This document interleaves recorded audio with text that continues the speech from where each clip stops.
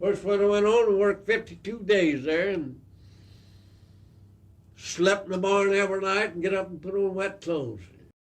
Built a fire outside and you sit out there and get up the next morning, put on wet clothes and go at it.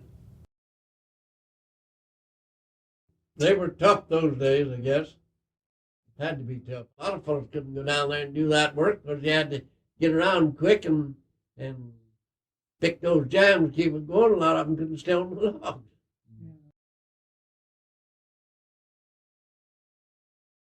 They were just scattering of young fellows. And the majority of them were middle-aged, and very seldom an old man. Old Jack Leonard, I think, was about the oldest driver. He was probably 55, and he was still one of the best rivermen that I ever saw.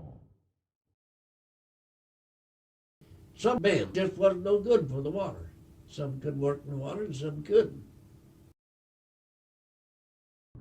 I recollect Moose Kelly Mill. They had a whistle on there that went off 5:30 in the morning. For a little boy, it wasn't very interesting. It woke a person up. And after years, I was always up and gone by that time.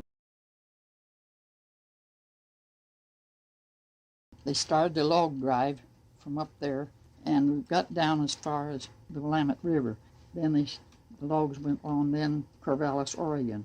But we left Fall Creek Camp in April. And my father worked in this logging camp. We lived up there about 3 years. I was 13. Jessie Hill was the head cook. She was 16. We left in middle of April, and we got to Corvallis, Oregon in September. Further, they would bring the logs down in the wintertime, and when they had the high water, to bring the logs down and run them into the pond.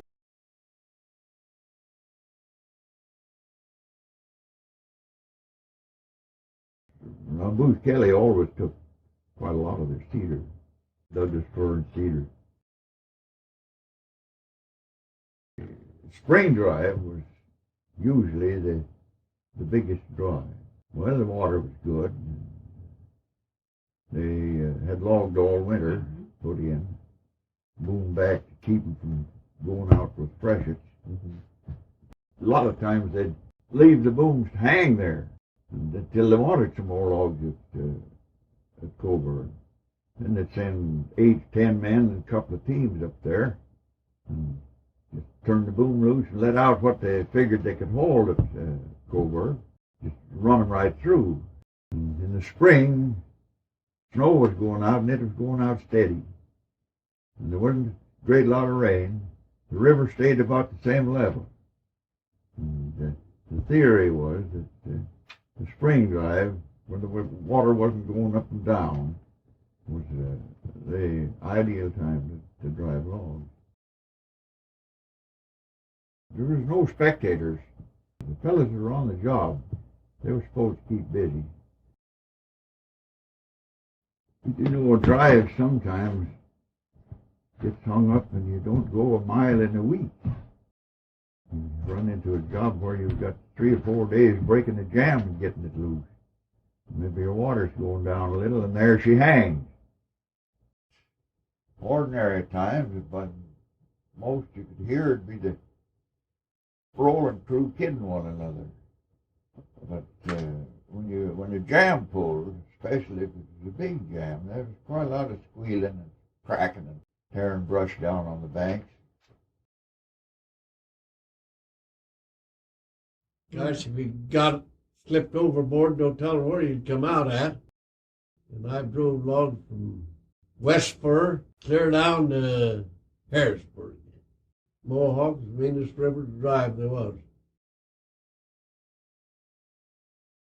We would go down the river every few days. We would camp in a new place, and all the way down the river. One of my jobs was to go across to find a place where we could get milk. It was quite a ways sometimes to the grocery stores. Yeah, that's one thing. You can't starve river drivers. Once in a while I'd get a bum cook. They didn't stay long. They'd make it too miserable for them. You know, the one cook that came to one of the camps up there made some hot cakes one morning that were pretty tough. The boy went and got a handful of nails and nailed them up all across the front end of the cookhouse.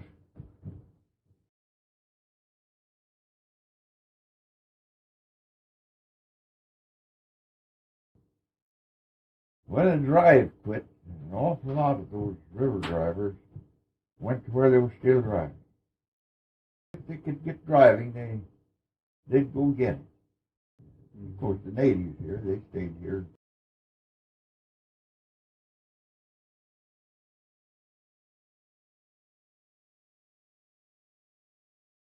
Yeah, it's getting far away from me. See, I've been out, I retired when I was 75. I'm 83 now, so I've been out of it long enough that I'm not keeping up. I'm going to sit back and let it all go by.